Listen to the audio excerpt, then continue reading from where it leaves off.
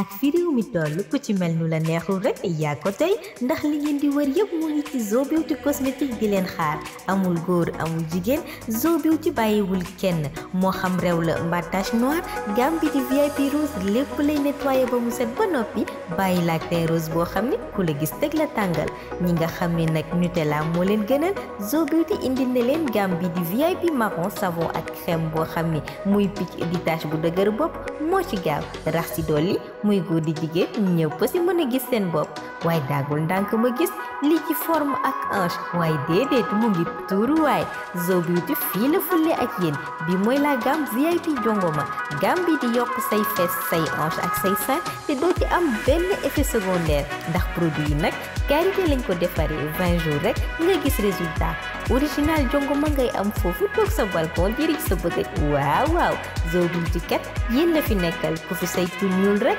yow la neex dawal gaaw Zo Beauty wuti VIP lèvre rose foo tourné tuñu rose ngay seen Zo Beauty cosmétique mu ngi fi Dakar wante mën nañ la livrer foo mënti nekk ci Sénégal wooteel gaaw ci 77 127 68 86 wala ci 77 067 96 03 ak Zo Beauty daal da ngay mel nu la neex. Précédemment dans Impasse. Vous avez là.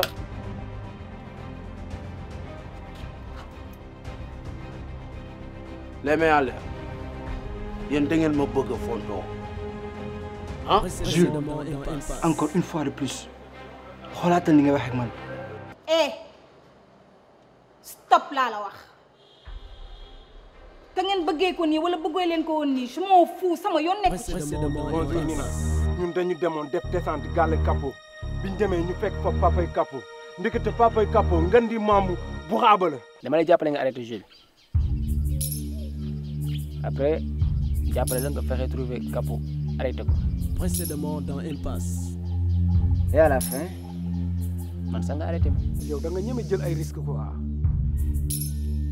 saa xam nga ma xaw ma nag lan moo ma téye ci moom fi mu toll nii mais am na lu spécial lu ma yëg loo xam ne xamaguma lan la quoi maa ngi xaar ba xam. Ni sama billet retour la.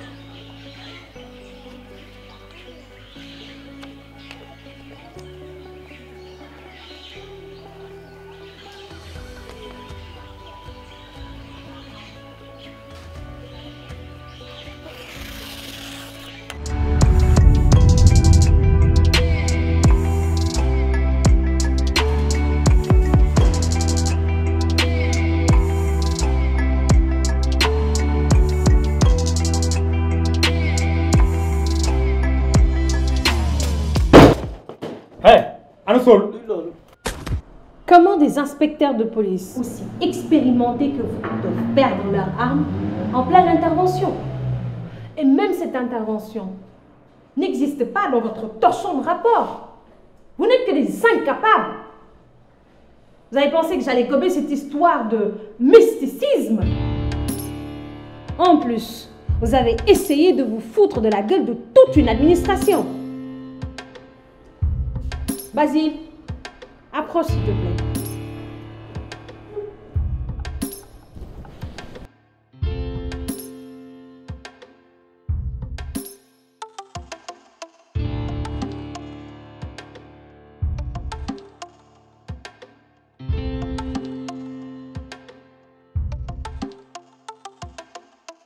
Permission de parler. Et tu es qui toi?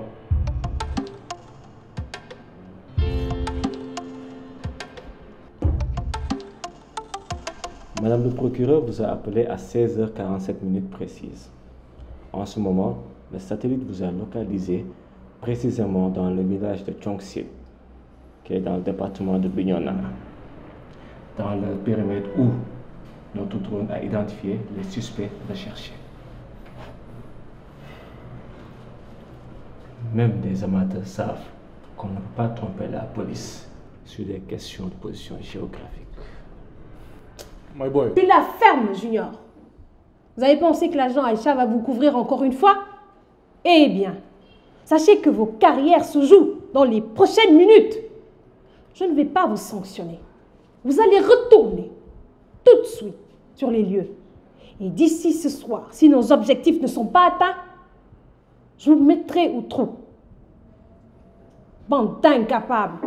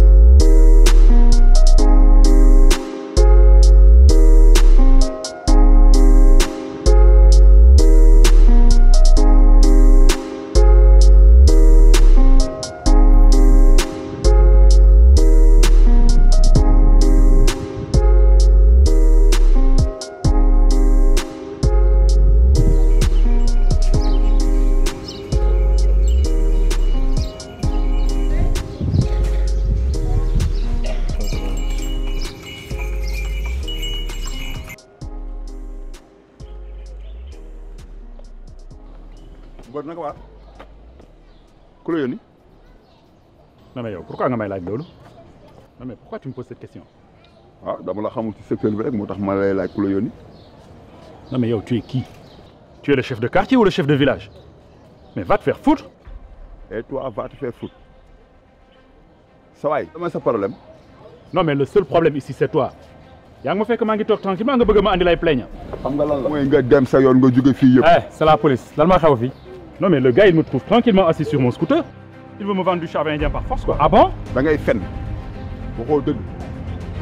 dama koy waaye dafa nii nga am ay kii. waaye mais gaan dafa ndànk gaan bu ma def nii gaan dafa nii. waaye dafa nii nga am ay nii. saa yow faa yow ma leen nga am ay kër doo leen dërëm yéen ñaar yëpp ay duulkat ngeen. ay gis nga yéen affaire yi ngeen di def nii tegoo leen ko fenn. lii la la xanaa si kaw asamaan nga jógee lii la la. yow yaa ko xam man xaw ma lii. yéen ñaar ñëpp ay duulkat ngeen. yow yéen duul nga am ay kër. yow résistance plus vente de chanvre indien plus injure. gars yi dañ koy yóbbu. te yow d'après les nombreuses plaintes contre yow sax yow da nga am na ko la gis ba ngay tiré suñu benn collègue agent bi. ah xamuñu ko waaye loolu du dëgg mooy li ma la wax yow. ay kii sax yow. waaw yow da ngeen a jaawale ngeen nekk di ma jëmee fante nii li ngeen di def nii amul. non andi ko lu mu jëmanti di doon man du fayaluñ ma paas ma ñëw fii fii laa juddoo ay feeg ngeen nga am ay kërën ay dugal fii yow yaay mbaam bu nga debi yow yaay mbaam bu mag bi yow.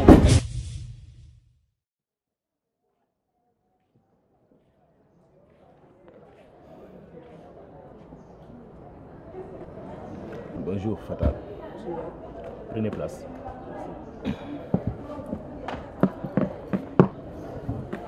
Alors, quelles sont les dernières nouvelles? Madame le procureur risque de démissionner dans les prochaines heures su delloowul Capo ci jël bi. Mais il y a un problème. D'après mes sources, Capo a remis une interview à une journaliste. À tout moment, l'affaire peut être rendue publique. Et à tout moment, ça peut passer à la télé. À tout moment. À tout moment. Il faut empêcher cet élément vidéo de passer à la télé. Waxatuma la ak réseaux sociaux yi. Arrêtez tous ceux qui sont impliqués dans cet enregistrement vidéo. Écoutez, monsieur Ndiaye, techniquement, c'est impossible. À ce que je sache, c'est des journalistes professionnels et ils sont dans le droit. Mais Fata, pour une question de droit, pour yow lay soxla. Et sur une question de droit, du yow lay soxla. Yow agent secret nga. État ngay protégé avant tout. Donc fexeel ba vidéo yi bu mu jàll. Ba defee dinaa la woon porte bu gën a gaaw pour nga gis Capo balaa jant bee soo.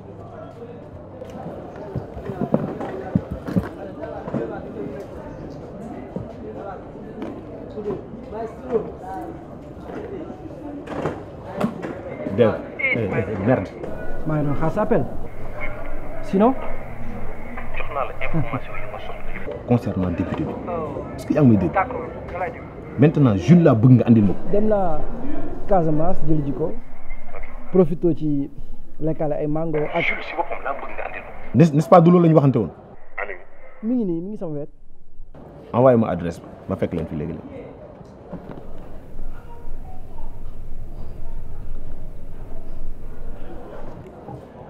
Jules ak Dev rayal ma leen ñoom ñaar ñëpp buy bàyyi sax na sax te bu mu am benn trace na sax. Ok.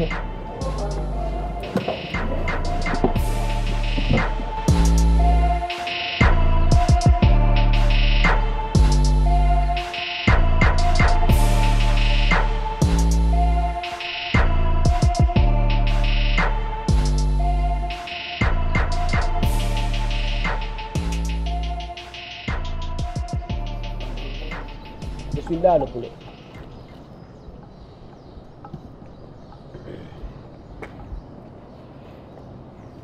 Tu vois, je tiens promesse. Kay fi ma laajte dara. Vas-y, je t'écoute, on a le dégg fi ma nekk nii. Boo yow dama leen duru ko ñàkk fayda wala la. Ba à chaque fois boo wax ak man rek nga utiliser tur boobu. Mais mbedd bi noonu la leen di woowee bu fekkee daf leen naqari da ngeen di génte war seen bopp. Dafa jot pour ñu changer méthode ndax gisoon ne maa ngi def risque bu rëy pour mën a daje ak yow. xam nga la man yaa ma soxla boo bëggee mën nañu bàyyi lépp mu seet léegi-léegi voilà en plus li ngay wax méthode ban méthode appel téléphonique dafa am ay traces te bu amee trace yow tu travailles avec un suspect da ngay nekk suspect ou même un dealer wala je sais pas xam nga affaire droit dafa xaw a soof. Tu as 1 minute, je t'écoute. Ok. Enfin les choses sérieuses commencent. xool photo bi baax ki mooy DJ Matar gis nga kii boo gisee menacé ko la yóbbu directement vers Génie moom moo lay yóbbu directement vers Jules. li ma bëgg nga xam ko mooy liggéey boobu du man maa koy def yow mi yaa koy def et je m'en fous li ma bëgg c'est simple mooy que nga ne ma Jules fii la nekk ma dem jëli ko point barre. waaw mais yow xanaa doog policier da nga bëgg ma ñëw jël Jules indi la ko sur le plat après boo dee poste lay wax waaw dama toog Père Noël bi wàcc jox ma ko mais quand même réfléchis un peu wala bon. ok fan la DJ Matar nekk. ok Matar day organiser soirée tey soirée bi ñu mujjee def jaay nañ fa drogue kele bii nii photo yi ñoo ngi fii tu auras tous les preuves ça peut servir comme moyen de pression mu wax la fan la Jules nekk si tu es efficace lépp mën na mat tey ceeb bi jeex. À bientôt le poulet.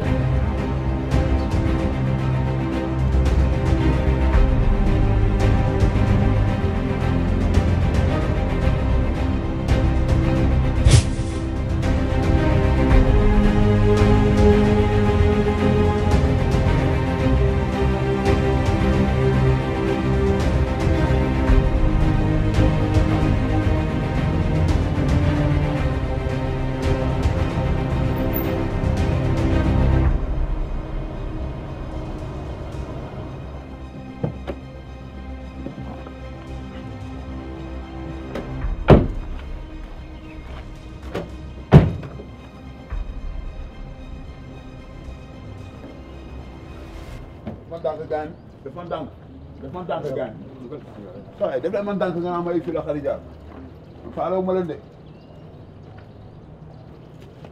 waaw lay waxal rek moom lay wax waaw def man nii nga am ay kërën kërën man yow da nga maa tax a jóg yéen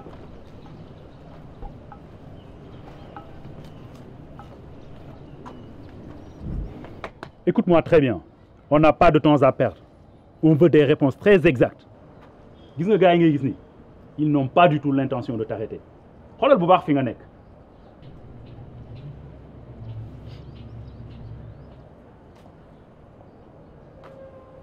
mais mënoo leen fexe ba ma wax leen lu ma deful wala ngeen fexe ba ma def leen lu ma xamante ne defuma ko sa waay man reyuma tuxuma jaayuma sama nekkul ci loolu mënoo leen muusa ko mucc ko waane ba ma def lu ma waxul voilà du ma ko def xalaatuma ko.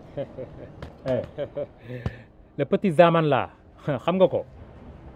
man ba ma juddoo depuis ba ma juddoo ba tey tur boobu maa ngi koy doog a dégg nii nga ko ma koy doog a wax léegi nii xaw ma tur boobu.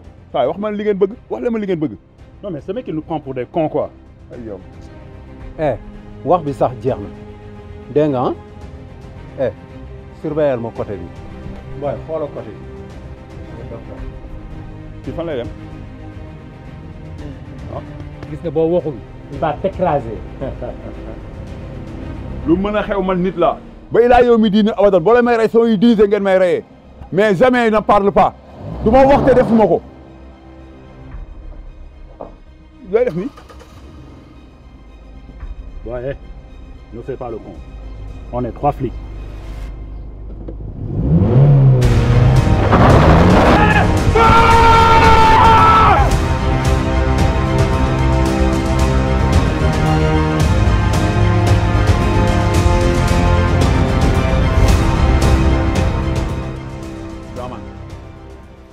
Zaman moo ma engagé pour ma rey Saul ak ñi muy àndal ñëpp ndax dafa bëgg a diriger town bi moom ak doomu guerrier bi Laaji.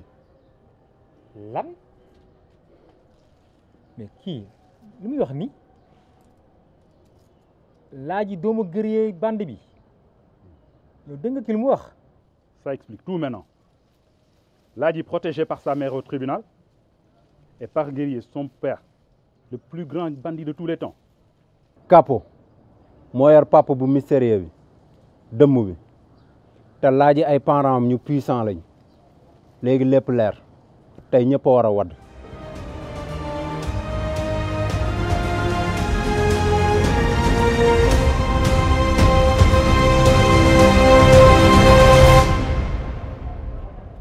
allo Sam. allo Junior.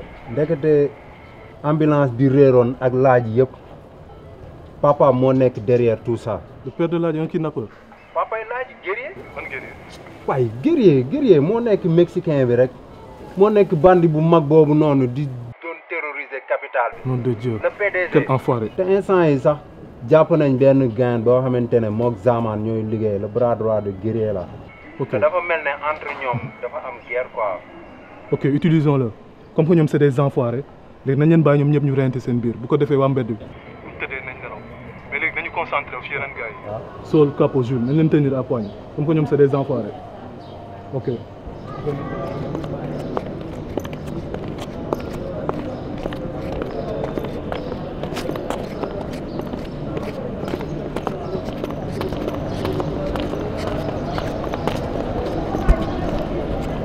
Jenny, comment tu vas? À ton avis? Écoute, excuse-moi de t'avoir fait déplacer. C'est urgent. Il se passe des choses graves en ce moment dans ce pays. Et ton ami Jules est en danger. Alors, si tu sais où est-ce que je peux le trouver, dis-le-moi. Sa seule chance, c'est de me rencontrer. S'il tombe sur les autres, ils vont l'arrêter. Ou même l'abattre comme un chien. C'est des ordres qu'on a reçus. Junior, est-ce que j'ai une tête d'abruti? C'est comme ça que tu me demandes comment je vais? Tu ne t'excuses pas de m'avoir posé un lapin en Casamance? Ginny, je ne t'ai pas demandé de venir là-bas. Tu m'as insulté. Jamais de mon existence, un homme ne m'a parlé comme tu l'as fait. Et tu reviens ici, tu ne t'excuses pas, et tu oses me parler de boulot à la con? Ginny, regarde-moi dans les yeux. Je suis là pour ton bien. Je m'en fous. Mais arrête de te comporter comme une pauvre gamine. La situation est grave. C'est toi qui dois arrêter de me manipuler. Avoue que tu n'es là que pour trouver un moyen d'arrêter Jules, parce qu'il n'y a que ça qui t'intéresse. C'est faux, tu te trompes. J'ai vraiment une tête d'abruti, hein?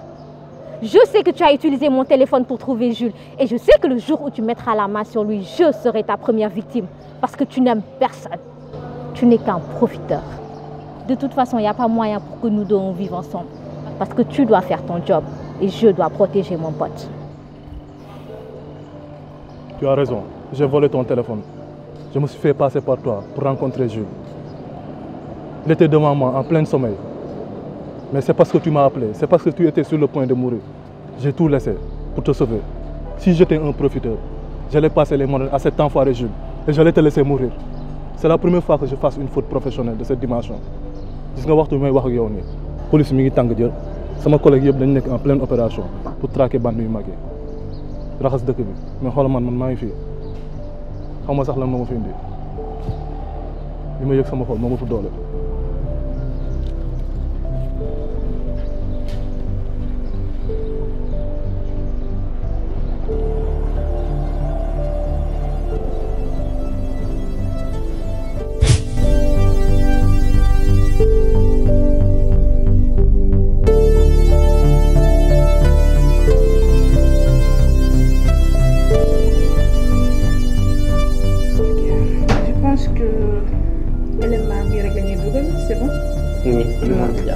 D'accord.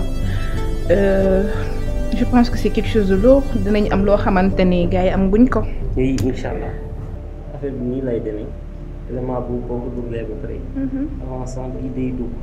D'accord. Bu duggee te après nga remplacer boobu ci bii. Ok.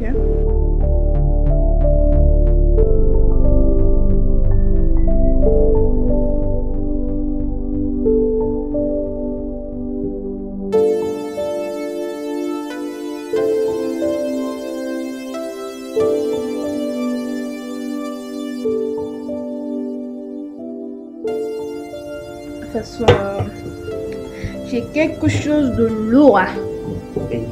Ça peut le faire. Très intéressant. Ça va aller. D'accord, je pense que je suis prête. Hein? On peut démarrer. Je me sens pas bien. Comment ça va?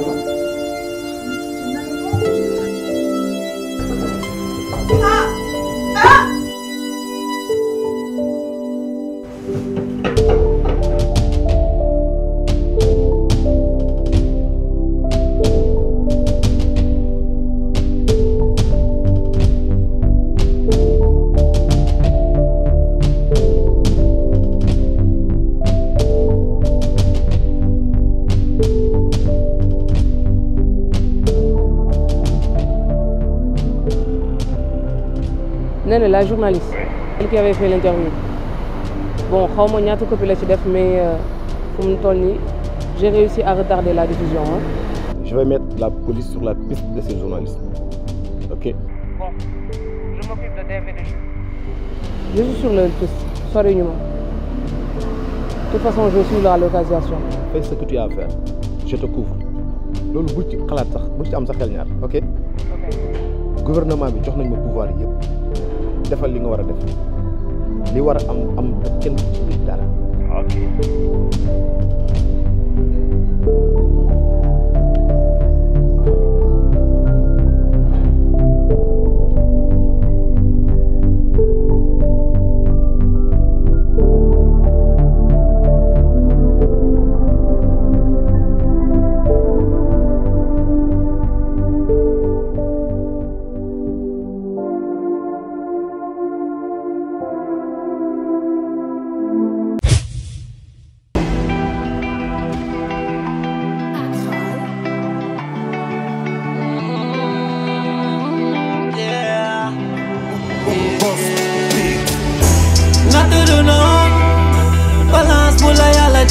pour mën a natt sa ngëm bu yaakaari taas ba say loxo faasu amaana mën na nekk li gën rëkk ci yoon du ñàkk si sa laaf amaana boo ko rombee dajeek li gën mel ni kumba yi toog foog ñu lambaatu mais dara warul tënk sa maay impasse yaa ngi ci impasse life bu intensif impasse yaa ngi ci impasse léppay impasse impasse yaa ngi ci impasse dañ la koy dépassé impasse yaa ngi ci impasse bëgguma bàyyi trace impasse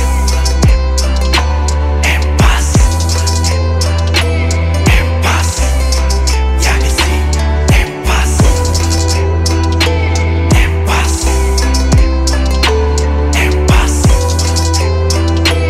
impasse yaa ngi ci impasse daje nga ak doole nguur pourtant lekkoo ba suur déggoon dëng koo gëmul mais tey nga jot sa tour bañ mënul muur sa mer sa gémmiñ xonq cuur pen la ñuy dóor sa frère mënoo lu dul jooy ak di xul lu tax liberté pauvre rek mooy def confort riche lu tax nga sol tenue ba tax nga jàppee dof civil dossier si biir tiroir pour ñoom du sax bakkanu nit doo mas taxaw premier sape boo amul mbokku njiit perpétuelle raison doon éternelle question ba doo la mënul yem ak buur ba tey yëgul pression violence seen répression ba biir yu def ay dépression faiblesse morale en régression loolu rek ngay am comme impression liberté ñi ngay teree yuuxu xamoo ne amuñu baat liberté pour xeex droit de l'homme sans am jikko yooyu faat combat du jeex ba suñ société